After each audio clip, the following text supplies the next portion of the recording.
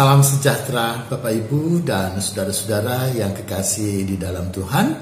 Kita boleh kembali bersama untuk perenungan pelayanan kategorial GKPF Hatta Cakung 19 November.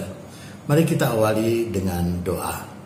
Bapa di dalam sorga, kami dengan merendahkan diri di hadapan-Mu. Engkaulah Allah dan Tuhan dan Juru Selamat kami, yang memimpin kami dari waktu ke waktu sehingga kami boleh melewati hari-hari kami yang penuh dengan tantangan. Dan biarlah firman Tuhan boleh kami jadikan sebagai pegangan yang menguatkan dan menghiburkan kami. Dan kuasa Roh Kudus itu juga yang menyertai setiap kami dan juga hamba-Mu yang melayankan. Terpujilah Tuhan. Amin. Saudara, kita kemarin sudah berbicara tentang Allah. Allah dengan sebutan apa saja. Karena dalam kitab Keluaran pasal 3 ayat 14 dikatakan Aku adalah Aku. Allah lebih penting keberadaannya diakui daripada soal sebutan atau penyebutannya. Pada saat ini kita akan bersama-sama memahami bahwa Allah adalah bukan soal juga Allah yang disebut, tapi bagaimana juga kehendak Tuhan itu dilakukan. Karena itu saya mengambil bagian dari Injil Matius pasal 7. Injil Matius pasal 7 ayatnya yang ke-21. Begini katanya.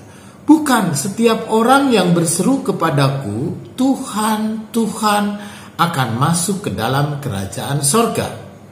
Melainkan dia yang melakukan kehendak Bapakku yang di sorga. Saudara, demikian pembacaan Alkitab. Berbahagia mereka yang mendengarkan firman Tuhan dan memelihara dalam hidupnya. Haleluya.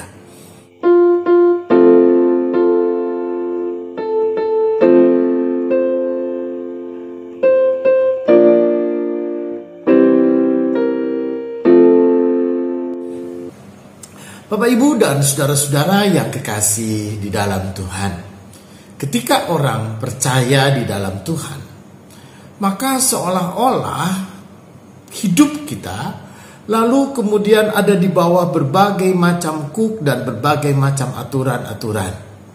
Entahkah itu adalah aturan-aturan agama, entahkah itu juga adalah keharusan-keharusan dan kewajiban-kewajiban dalam pelaksanaan keagamaan.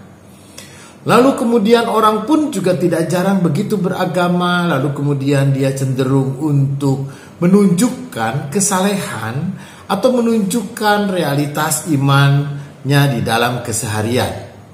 Sehingga tidak jarang juga orang beragama untuk menunjukkan identitas keagamaannya, baik melalui cara berpakaian, ataupun juga bahkan melalui omongan atau kata-kata yang khas agama tertentu, ataupun juga menunjukkan perilaku-perilaku yang menyatakan sikap keagamaannya. Tetapi apa yang terjadi dengan Yesus pada saat ini?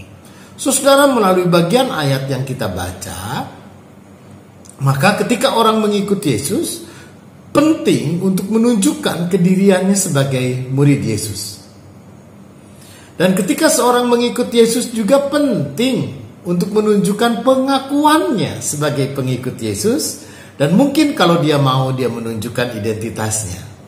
Entahkah dengan kalung salib misalnya, entahkah dengan ceritanya orang Kristen kah, lalu kemudian cerita-cerita Alkitab dia ceritakan kepada banyak orang, ataupun juga mungkin dengan kata-katanya, itu sangat mungkin sekali. Tetapi saudara, bagi Tuhan itu nggak terlalu penting tuh. Bagi Tuhan bukan orang yang kemudian mengatakan, yang menyambut Tuhan, Tuhan, Tuhan. Atau bagi orang yang selalu punya semangat untuk menyebut nama Tuhan. Atau orang yang punya semangat selalu untuk berseru-seru nama Tuhan. Entah dalam doa, entah dalam keseharian dia, entah pun juga di dalam berbagai macam jam doa. Saudara, orang Yahudi ada 7 kali jam doa. Lalu bukan soal, kata Tuhan. Kata Tuhan itu bukan setiap orang yang berseru kepadaku, Tuhan, Tuhan, akan masuk ke dalam kerajaan sorga. Karena itu saudara, bagi Tuhan melainkan dia yang melakukan kehendak Bapakku. Apa yang dimaksud oleh Tuhan Yesus? Yang dimaksud oleh Tuhan Yesus, Bapak Ibu, sikap orang beriman dan beragama itu bukan soal dia mau menyebut kediriannya sebagai pengikut Yesus. Tetapi yang paling utama bagaimana kelakuannya, bagaimana perilakunya. Saudara, mungkin banyak orang tidak membaca Alkitab.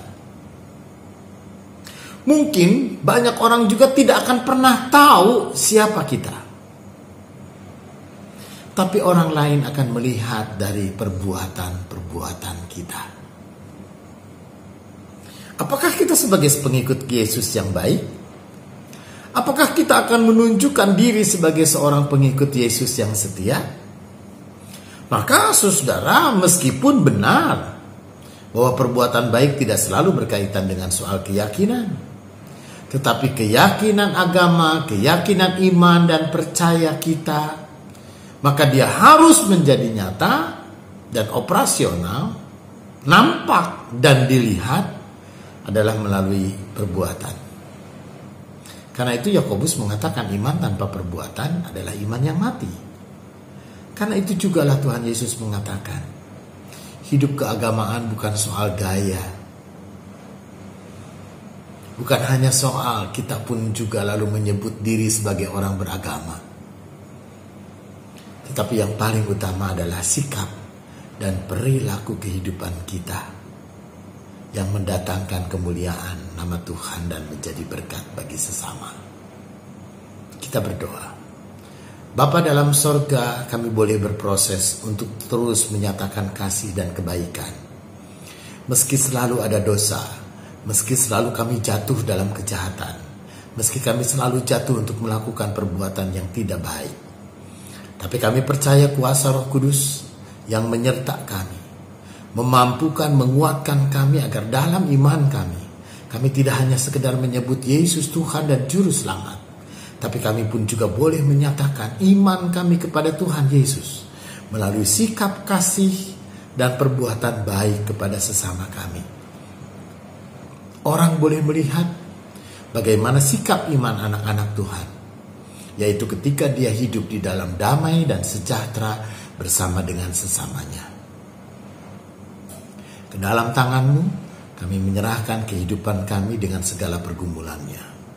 Engkaulah Tuhan dan Juru Selamat kami yang menjadi sumber pengharapan kami.